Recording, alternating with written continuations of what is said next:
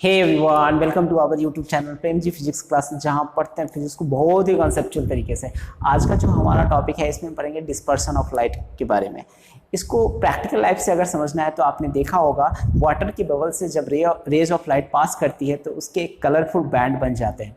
आपने देखा होगा बरसात के दिनों में एक कलरफुल बैंड स्काई में बनता है जिसे आप कहते हैं इंद्रधनुष। इन्हीं सब फिनोमेना के बारे में आज की हम इस क्लास में पढ़ने वाले हैं। ओके, सबसे पहले हम पेज नंबर 190 का क्वेश्चंस लेंगे। इन टेक्स्ट क्वेश्चन जो बुक का है उसको सॉल्व करेंगे, उसके बाद आगे के टॉपिक्स को। तो सबसे पहले देखते हैं, यहाँ पर है question number 1, what is mean by power of accommodation of eye. मतलब पावर ऑफ एकोमोडेशन से क्या समझते हैं। इस क्वेश्चन को मैंने थ्योरी में जब पढ़ाया था तो मैंने बताया था आई की वो कैपेबिलिटी जिसके कारण वो अपने फोकल लेंथ को क्या करते रहती है, चेंज करता है, उसको हम क्या कहते हैं, हम power of accommodation. Okay, that is known as power of accommodation. Okay, a person with a myopic eye cannot see object beyond 1.2 meter distinctly.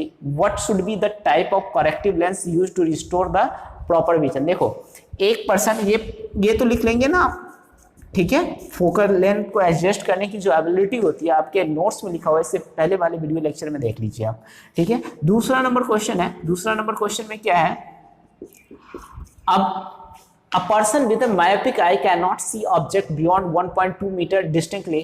इसका मतलब है 1.2 मीटर से ज्यादा नहीं देख सकता। तो जो आंख 1.2 मीटर से ज्यादा नहीं देख सकती वो उसमें कौन सा डिजीज हम पाते हैं, कौन सा डिजीज होता है, उसको हम कहते हैं मायोपिया। नहीं, शॉर्ट साइटेडनेस हो गया, मतलब नियर के ऑब्जेक्ट को क्लियरली नहीं देख पा रहा वो पर्सन, तो उसका मतलब है उसको है क्या, मायोपिया। मायोपिया, और क्या कहते हैं इसको, शॉर्ट साइटेडनेस। शॉर्ट साइटेडनेस, तो ये हो गया मायोपिया और शॉर्ट साइटेडनेस। अब इसका जो है what should be the type of corrective lens, lens कौन सा यूज करोगे वो बताओ। तो concave lens is use, concave lens should be use.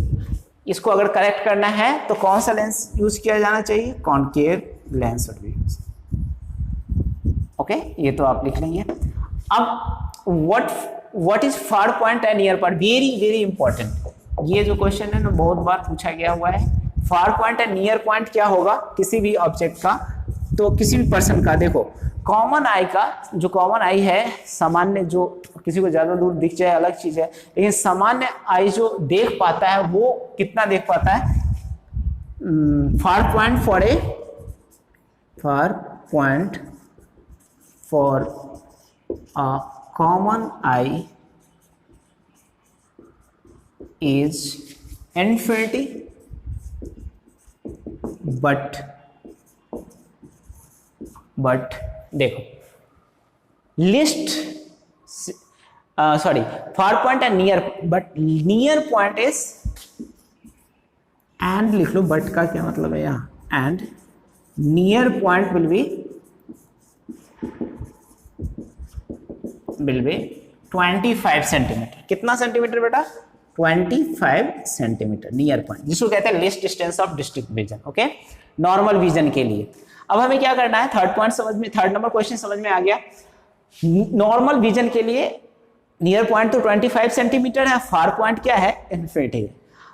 Fourth number question है, a student has difficulty in reading the blackboard while sitting in the last row. जब पीछे के रो में बैठा है ना तो उसको डिफिकल्टी क्या है, देखने में, विजन डिफेक्ट है। What could be the defect in the child is, the child is suffering from, how can it be corrected. देखो, जब भी कोई चीज, दूर की चीजें नहीं दिख रही, ठीक है, अब दूर की चीजें नहीं दिख रही है, शॉर्ट साइटेडनेस का केस है, मतलब कहने का नजदीक की चीजें तो उसको दिख रही है, दूर ब्लैक बोर्ड पर रखा हुआ जो 1.2 मीटर्स के बियॉन्ड का चीज है वो नहीं दिख रहा है, तो इसका मतलब उसको कौन सा डिजीज है, फिर से मायोपिया है। और उसको अगर करेक्ट करना है तो sitting in the row, what could be the defects in the, and how can it be corrected, can be corrected by concave. Just इसका रिपीट कर दो, the student is suffering from myopia and the lens used will be concave lens. Concave lens should be used to remove या correct this digit. Okay. इस digit को दूर करने के लिए हमको कौन सा लेंस यूज करना चाहिए? Concave lens. इसको लिख लोगे इस बात को, तो अपने मन से लिख लेना इसको। ओके, तो ये हो गया तुम्हारा क्वेश्चंस। अब हम करेंगे डिस्पर्शन, ठीक है। और डिस्पर्शन को समझने से पहले आपको ये जानना जरूरी है कि प्रिज्म किसे कहते हैं, ठीक है। प्रिज्म एक डिवाइस है जिससे डिस्पर्शन का फेनोमेना होता है। तो सबसे पहले आपको जानना होगा क्या कि प्रिज्म किसे कहते हैं। ओके प्यारे बच्चों, ये जो है ना, ये थोड़ा सा ऐसे कहते हैं ना, पूछते हैं कि एक आई से हम 1 किलोमीटर देख सकते हैं, तो दूसरे आई से कितने किलोमीटर, मतलब 2 आई मिल जाए तो कितने किलोमीटर? 2 किलोमीटर। ऐसा नहीं है, हमें 2 आईज क्यों मिला, पहले हम ये डिस्कस कर रहे हैं, ठीक है। उसके बाद हम डिस्पर्शन पढ़ेंगे, लेकिन सबसे पहले हम ये डिस्कस कर ले कि व्हाई वी हैव 2 आईज और उसका बेनिफिट क्या है। तो देखिए, एक आई से जो फील्ड ऑफ व्यू होता है वो 150 डिग्री तक आप देख सकते हैं, लेकिन 2 आई से 180 डिग्री। मतलब कहने का आपका फील्ड ऑफ व्यू क्या होता है? बढ़ जाता है। मतलब इंसान का फील्ड ऑफ व्यू जो है, इंसान एनिमल जो भी है, 2 आई से उसका फील्ड ऑफ व्यू देखने का जो होता है ना रेंज, वो बढ़ जाता है। फील्ड ऑफ व्यू का मतलब क्या होता है? दृष्टि का रेंज, ओके, वो बढ़ जाता है। अब जैसे ही बात करते हैं यहाँ पर, पहला रीजन तो ये है। दूसरा रीजन है having 2 eyes enables us to जज मोर एक्यूरेटली। 2 आई होने से हम किसी भी ऑब्जेक्ट को एक्यूरेटली जज कर लेते हैं। जैसे होता क्या है, दोनों आई कुछ सेंटीमीटर पर है, तो दोनों आई एक ही इमेज ऑब्जेक्ट का जो इमेज सेंड करता है ब्रेन को स्लाइटली डिफरेंट एंगल से करता है, जिसकी वजह से हम 3 डायमेंशनल इमेज देख पाते हैं उस पर्टिकुलर ऑब्जेक्ट का। तो यही है 2 रीजन। देखो, having 2 eyes gives a wider field of view. A human being has a horizontal field of view of about 150 degree. 150 degree का field of view होता है। With 1 eye open but 2 eyes open, the field of view becomes 180 degree. जैसे 2 eye open करते हैं तो field of view कितना हो जाता है? 180 डिग्री होता है। Thus having 2 eyes gives a wider field of view. जैसे ही हम 2 eye से देखते हैं तो क्या होता है? Wider field of view हो जाता है। This means that with 2 eyes open, we can see much large area in front of us. यही मैंने कहा कि wider field of view देता है। दूसरा है having 2 eyes enables us to judge more accurately. 2 eyes से ना हम किसी ऑब्जेक्ट को more accurately जज कर पाते हैं। जैसे क्या है, our 2 eyes are few centimeters apart from each other. 2 आई जो है ना हमारे कुछ सेंटीमीटर अपार्ट है, दूर है। Due to this, the 2 eyes see the same object from slightly different angles. मतलब स्लाइटली डिफरेंट एंगल से देखता है, जो मैंने बताई, and send 2 slightly different image to build a 3 dimensional pictures of the object which enables us to जज the distance of the object more accurately, जिसकी वजह से वो दोनों जो ऑब्जेक्ट होता है उसका डिस्टेंस मोर एक्यूरेटली देख पाते हैं। ओके, इस तरह के आई और उससे ह्यूमन बींग्स जो होते हैं उसको हम कहते हैं स्टीरियोस्कोपिक विजन और stereopsis. Okay, human and all animals having their eyes at the front of head are known as stereoscopic vision और stereopsis। इसी को stereoscopic vision बोलते हैं या stereopsis का नाम देते हैं। त्रिबीमीय मतलब त्रिबीम, तीनों दिशाओं में जो देख सकता है, त्रिदर्शी जिसको बोलते हैं, उसको कहते हैं हम stereoscopic। ओके, तो ये हो गया। अब इसके बाद हम करेंगे प्रिज्म। ओके, देखिए प्यारे बच्चों, ये जो प्रिज्म होता है वो क्या होता है? It is a triangular shaped portion of transparent refractive medium bounded by 2 plane faces inclined to each other at a certain angle. ये 2 प्लेन फेसेस से बाउंडेड होता है और वो सर्टेन एंगल पर इंक्लाइंड होता है। इसको समझने के लिए यहाँ देख लीजिए, विजुअलाइज करना है तो जैसे ये इस तरह से ऐसे रखा है ट्रायंगुलर, ये ट्रायंगुलर फेस होता है, ठीक है। और रिफ्रैक्टिंग सरफेसेस ये और ये पर्टिकुलर एंगल बनाते हैं, इसको कहते हैं एंगल ऑफ प्रिज्म। ओके, और ये फेसेस रिफ्रैक्टिंग सरफेस कहलाता है। नीचे वाला जो है वो क्या कहलाता है? बेस कहलाता है, ठीक है। तो हम यहाँ पर अगर इसको रख दें तो 3D में 2D में 3D दिखाने का यही तरीका होता है। A B C, मान लीजिए ये A है, B है और C है, और उसके बाद ये नीचे वाला D है, E है एंड F है, इस तरह से बनाते हैं। ओके, तो ये है आपका प्रिज्म। अब इसका जो फ्रंट वाला हिस्सा है ना, उसका इमेज है principal section of the prism. जैसे ये प्रिज्म है ना, तो इसका जो सामने वाला हिस्सा है इसको हम कहते हैं principal section of the prism. Okay, अब है plane ADEB and ADFC are known as refracting faces. Of course ADEB इसको रिफ्रैक्टिंग फेसेस बोलते हैं, या ADCF या FC, ये क्या कहलाएगा, दोनों क्या कहलाएगा, रिफ्रैक्टिंग सरफेस, ये वाला सरफेस और ये वाला सरफेस। जैसे आपने नाम दिया ना ABCD, इस तरह से ऐसे नेम है, जो भी नाम देना है दे दीजिए, लेकिन ये फेसेस और ये फेसेस क्या कहलाएगा, रिफ्रैक्टिंग सरफेस। नीचे वाला जो है BEFC, ये जो है ना यहाँ पर देख लीजिए BEFC, मतलब ये नीचे वाला पोर्शन है, इसको क्या कहते हैं, base of the prism. Okay, अब एंगल ऑफ द प्रिज्म क्या होता है, the angle made by two refracting faces of the prism is called angle of the prism. ये एंगल जो दो रिफ्रैक्टिंग फेसेस से बना हुआ है, ये फेस और ये फेस जो एंगल बनाता है, उसको हम क्या कहते हैं, एंगल ऑफ द प्रिज्म बोलते हैं। ठीक है, अब हम पढ़ेंगे इससे कैसे रिफ्रैक्शन होता है। तो refraction through prism. Okay, refraction of light through glass prism. Okay, होता क्या है, इसमें एक प्रिज्म है PQR, जिसका फ्रंट पोर्शन, जैसे मैंने बताया था ना कि एक प्रिज्म में जो ये फ्रंट वाला हिस्सा होता है, ये वाला जो हिस्सा है PQR, ओके, ये वाला हिस्सा, यहां से रिफ्रैक्शन हो रहा है। तो रिफ्रैक्शन होगा, रे ऑफ लाइट यहां पास करेगा, फिर इधर से निकलेगा और बेस की तरफ बेंड हो जाता है, ऐसे फिर बेस की तरफ ऐसे। मतलब इसको इसमें रे से अगर समझाए तो कैसे समझाएंगे, PQR तो फ्रंट फेस है, AB इंसिडेंट रे, कौन सा रे है बेटा, इंसिडेंट रे, और ये इंसिडेंट हो रहा है AB यहाँ पर इस पॉइंट पर। तो ये इंसिडेंट रे जो है वो रिफ्रैक्शन के बाद बेस के पैरेलल हो जा रहा है, बेस के पैरेलल। ओके, तो ये यहाँ पर AQR के पैरेलल हो जा रहा है, BC जो है ना QR के पैरेलल हो जा रहा है, और ये यहाँ इंसिडेंट होता है इसमें।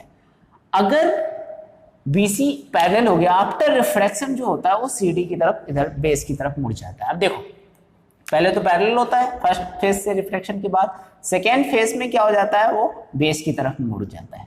इसमें समझने वाली कुछ पॉइंट है। सबसे पहले तो AB क्या है, इंसिडेंट रे है, तो इंसिडेंट रे नॉर्मल के साथ जो एंगल बनाएंगे उसको क्या कहेंगे, एंगल ऑफ इंसिडेंस। अब एंगल ऑफ इंसिडेंस समझ में आ गया, तो इस फेज से जब रिफ्रैक्शन होगा तब रे ऑफ लाइट जब आगे निकलेगी तो ये एंगल बनाएगी नॉर्मल के साथ, कितना, एंगल ऑफ, इसको क्या कहेंगे, एंगल ऑफ रिफ्रैक्शन।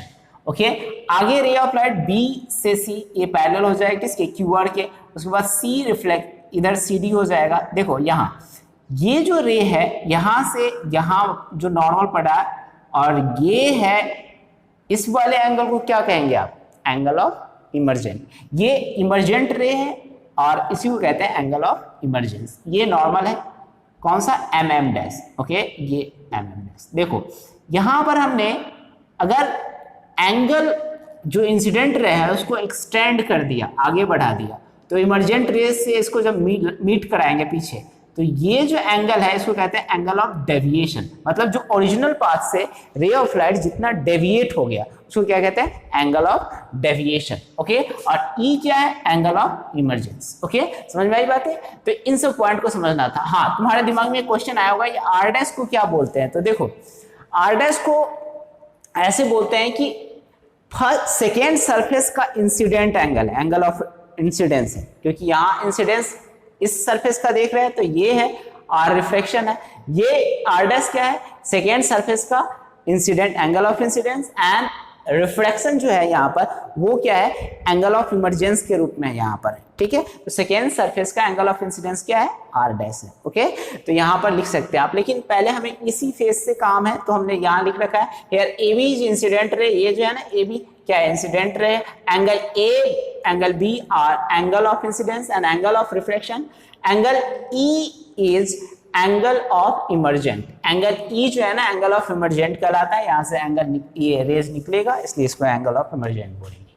अब देखो इमर्जेंट रे किसे कहते हैं, the ray passing through the second surface after refraction is known as emergent ray. जो रे सेकेंड सरफेस से पास होकर रिफ्रैक्ट होकर आगे निकलती है उसको क्या कहते हैं, एंगल ऑफ इमर्जेंट रे। उस रे को क्या कहते हैं, इमर्जेंट रे।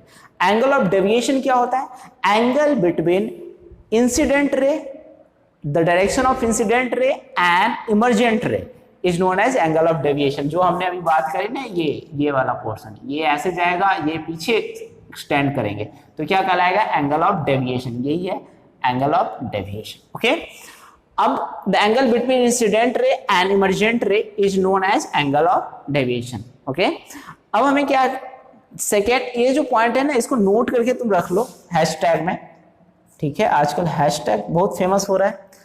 इन case of glass rays of light becomes parallel to the incident ray after refraction and prism it bends towards the base. देखो केस जब ग्लास का हम लेते हैं तो इंसिडेंट रे इमर्जेंट रे की क्या हो जाता है, पैरेलल हो जाता है। जब आपने देखा होगा रिफ्रैक्शन थ्रू ग्लास, तो मैंने पढ़ाया है 10th चैप्टर में, ओके। तो वहां पर इंसिडेंट रे और इमर्जेंट रे दोनों क्या हो जाते थे, पैरेलल हो जाते थे। लेकिन इस वाले केस में क्या होगा, बेस की तरफ बेंड हो जा रहा है। किधर हो जा रहा है, CD, बेस की तरफ बेंड हो जा रहा है, ठीक है। अब सेकेंड पार्ट में आते हैं, देखिए इधर डिस्पर्सन ऑफ लाइट इन, ये थोड़ी सी बातें लिखी है कि न्यूटन ने सबसे पहले ऑब्जर्व किया था डिस्पर्सन को। In the year 1665 Newton discovered by his experiment that white light consist of 7 colour. White light में जो है ना कलर्स जो है कितने हैं, 7 है। The splitting of white light into 7 colours in passing through a transparent medium like glass prism is called dispersion of light. जैसे ही किसी ग्लास प्रिज्म से एक व्हाइट लाइट को पास कराते हैं और वो 7 कंस्टिट्यूएंट कलर में डिवाइड हो जाता है, तो उसको हम क्या कहते हैं, डिस्पर्सन ऑफ लाइट। और यही क्या कहलाता है, स्पेक्ट्रम कहलाता है, ठीक है। वी, इसको क्या कहते हैं, विविग्योर, VIVGYOR, विविग्योर। V for violet, I for Indigo, B for blue, G for green, Y for yellow, O orange and R red, okay. इसको शॉर्ट में बोलते हैं विविग्योर, okay. It is known as विविग्योर and respective colours are violet, Indigo, blue, green, yellow, orange and red, okay. अब ये बटा क्यों, dispersion क्यों हुआ, क्योंकि हर एक लाइट का डिफरेंट मीडियम में स्पीड जो होता है वो डिफरेंट होता है। तो डिफरेंट वेलोसिटी होने के कारण ऐसा हुआ, जो कि क्या है, वेवलेंथ पर डिपेंड करता है, ओके। तो अब जिसका वेवलेंथ ज्यादा है उसका डिस्पर्सन क्या होगा, उतना ही कम होगा। तो ये रेड लाइट का है, क्या होता है, 400 नैनोमीटर से 700 नैनोमीटर के बीच विजिबल लाइट की जो कलर होती है, तो सबसे ज्यादा तो इसी का होता है। तो इसका वेवलेंथ क्या है, ज्यादा है, और इसकी फ्रीक्वेंसी क्या है, कम है। तो अगर आपको ऑर्डर लिखा जाए तो आप क्या लिखेंगे, अगर आपसे पूछा जाए कि वेवलेंथ किसका ज्यादा होगा तो आप क्या लिखेंगे, किसका ज्यादा होगा, wavelength of red light will be greater, नहीं, अभी लिख देता हूं।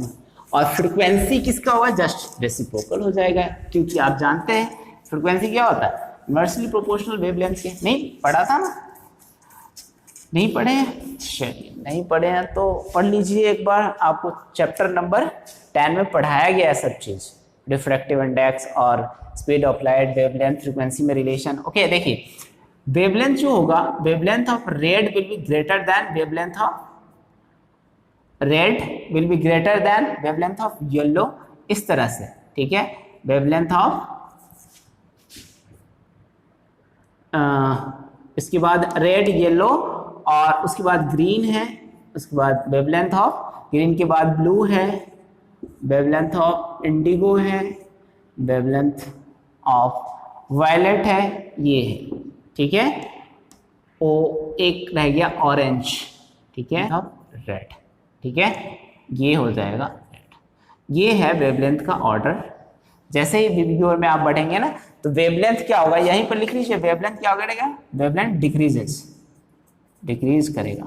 और फ्रीक्वेंसी क्या होगा, इधर से इधर फ्रीक्वेंसी, मतलब वेवलेंथ तो क्या हो रहा है, वेवलेंथ डिक्रीजेस, ये इधर से देखिए ना, डिक्रीजेस,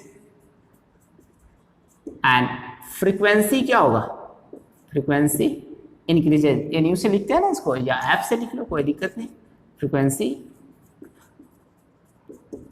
इंक्रीजेस, ओके। इधर से इधर एरो यही रहेगा, एरो का डायरेक्शन यही रहेगा। ऐसे जैसे जैसे देखेंगे नीचे वाले का फ्रीक्वेंसी क्या होगा, ज्यादा होगा, ठीक है।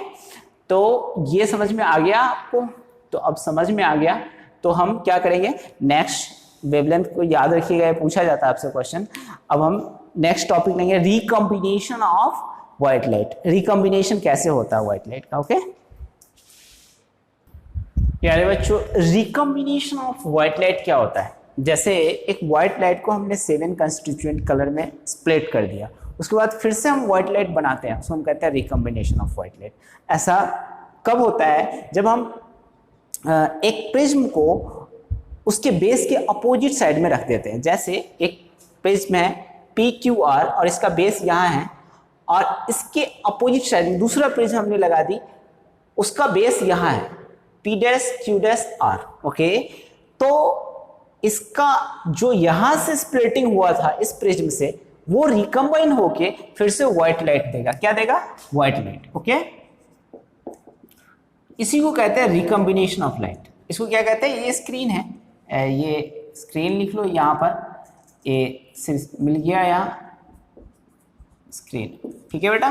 तो when two prisms are placed such that its bases are in opposite direction, then after recombination we will find white light। तो recombination से हम कौन सा लाइट पाते हैं? white light। ओके, तो इसको हम recombination बोलते हैं white light का। ओके, अब डिस्पर्सन के कारण जो बहुत ही स्पेक्टिकुलर फेनोमेना होता है रेनबो, उसका हम डिस्कशन करते हैं। रेनबो क्या है? एक 7 कलर का बैंड है स्काई में, जो कि आफ्टर मतलब रेनिंग के दौरान होता है। ओके, और डिस्पर्सन के कारण होता है। जो व्हाइट लाइट जब सन का जब लाइट किसी वाटर ड्रॉपलेट से पास करता है तो वो डिस्पर्स हो जाता है, क्योंकि हर एक लाइट की अपनी अपनी वेलोसिटी होती है। डिस्पर्सन क्यों होता है? क्योंकि हर एक लाइट की वेलोसिटी अलग अलग होती है, जिसकी वजह से डिस्पर्शन होता है। ओके, इस बात को लिखना चाहो तो लिख लेना अपने कॉपी में कि dispersion takes place due to the speed of light. Different light has different speed in a particular medium. हर एक लाइट की अपनी अपनी स्पीड होती है, इसकी वजह से डिस्पर्शन होता है। तो ये जब देखोगे rainbow, the rainbow is band of 7 colours visible in the sky which is produced due to the dispersion of sun's light by raindrops in atmosphere. Raindrops के कारण के द्वारा इसका 7 कंस्टिट्यूट कलर में बट जाना क्या कहलाता है? इससे जो पैटर्न मिलता है उसको हम कहते हैं, एक बैंड जो मिलता है उसको हम कहते हैं rainbow. Okay, to see rainbow important conditions are, देखो रेनबो ऐसे नहीं बन जाता, हर एक वर्षा हुई उसके बाद ऐसा नहीं होता। कंडीशन है, 2 कंडीशन है। देखो, the sun should be shine in a part of sky while the opposite part of the sky there should be rain.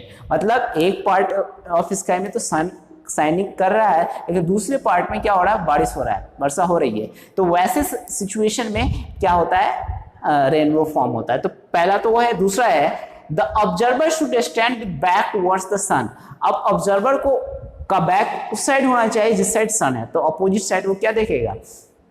Rainbow formation देखेगा। ओके, देखो होता क्या है, इसको दिखाने के लिए हमने एक पैटर्न बना दिया है। यहां पर एक मान लो व्हाइट लाइट है और ये वाटर का क्या है? बबल है, वाटर ड्रॉप है। ओके, अब वाटर ड्रॉप है। ओके, अब वाटर ड्रॉप पर जैसे ट्रांसपेरेंट होता है, जैसे ही व्हाइट लाइट इंसिडेंट होगा तो इस 7 कलर का पैटर्न बनेगा, जिसको कहते हैं डिस्पर्शन। अब ये 7 कलर का जो पैटर्न बनेगा, तो इसका ऊपर वाला जो है रेड है और नीचे वाला क्या होगा? वायलेट। अब ये वायलेट यहाँ इंसिडेंट हुआ, रेड ऊपर, अब ये रिफ्रैक्ट होगा तो रेड इधर और वायलेट नीचे आ जाएगा। यहां से मतलब यहां पर रिफ्रैक्शन हुआ इस P पॉइंट पर, मान लीजिए ऐसे आपने B लिख रखा है तो B है, C है ये। यहां पर क्या होता है? यहां पर रिफ्रैक्शन के बाद ये क्या होगा? डिस्पर्स होगा 7 कलर में, इसको कहते हैं डिस्पर्शन। अब होता क्या है? Total internal reflection. एक थोड़ा सा नया टर्म है, तुमको पढ़ना तो था नहीं, लेकिन इस पर्टिकुलर टॉपिक में ये चीज आ गया। देखो होता क्या है, जब मान लो एक 2 सरफेसेस है। ओके, एक डेंसर है और दूसरा रेयरर है। ठीक है, ये रेयरर है और ये डेंसर है। डेंसर रेयरर मैं नहीं समझाऊंगा, डेंसर रेयरर समझा चुका हूं मैं। ठीक है, ये डेंसर है और ये रेयरर है। यहां से इस इंसिडेंट लाइट रेज इंसिडेंट होगा तो ये क्या हो जाएगा? सेम ही मीडियम में जब रिफ्लेक्ट बैक हो जाएगा, ठीक है, इंसिडेंट रे है और ये रिफ्लेक्ट हो जाएगा, तो इसको हम क्या कहेंगे? TIR। ठीक है, डेंसर रेयरर तो क्लियर है ना? जहां पर ज्यादा स्पीड होता है उसको क्या कहते हैं? रेयरर, और जहां कम स्पीड होता है लाइट का उसको हम कहते हैं डेंसर। तो अब डेंसर से रेयरर के कंडीशन में जब जाएगा और सेम मीडियम में वापस आता है तो उसको हम क्या कहते हैं? Total internal reflection. अब यहां पर रे ऑफ लाइट इधर पास नहीं किया, यहीं से यहां लौट गया, फिर से यहां आया, अब फिर रिफ्लेक्शन होगा, तो फिर डेंसर से रेयरर मीडियम में जाएगा तो ये क्या करेगा? फैलेगा। अब ये फ्रॉम नॉर्मल जाएगा और रेड कलर ऊपर आ जाएगा और वायलेट क्या होगा? नीचे, जिसका कम होगा डेविएशन वो क्या है? रेड है, उसके बाद वायलेट है। तो ये तुमको यहाँ पर फॉर्म होगा और इसको बनाना है इस डायग्राम को। Okay, when a white light lifts the rain, अब कैसे रेनबो का फॉर्मेशन होता है वो जान लो। When a white light lifts the raindrop, then various light are refracted by different amount. ठीक है, different amount में reflect होता है, due to which a band of 7 color is formed, which is known as rainbow. उसको हम क्या कहते हैं बेटा? रेनबो बोलते हैं. जो एक बैंड बनता है उसको हम क्या कहते हैं? रेनबो कहते हैं. डिस्पर्सन के कारण जो एक बैंड पैटर्न बनता है उसको हम रेनबो बोलते हैं. ओके. और एक बात जो मुझे लगी वो लिखने वाली, वो तुम अपने कॉपी में लिख लो, वो ये है, मैं यही लिख देता हूँ, छोटा सा है point. Dispersion takes place due to different speed of light. different color of light. different color के light के speed अलग अलग होने के कारण dispersion takes place due to different speed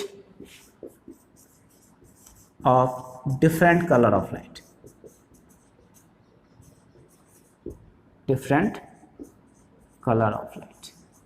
different color of light के different speed होने की वजह से different dispersion takes place due to different speed of different color of light. Okay, ये हमको क्या मिलता है? dispersion मिलता है. This is all about today's class. अब हम पढ़ेंगे atmospheric refraction and Tyndall effect जो है स्कैटरिंग में आता है, उसके बाद एक्सरसाइज करेंगे. Okay, thank you.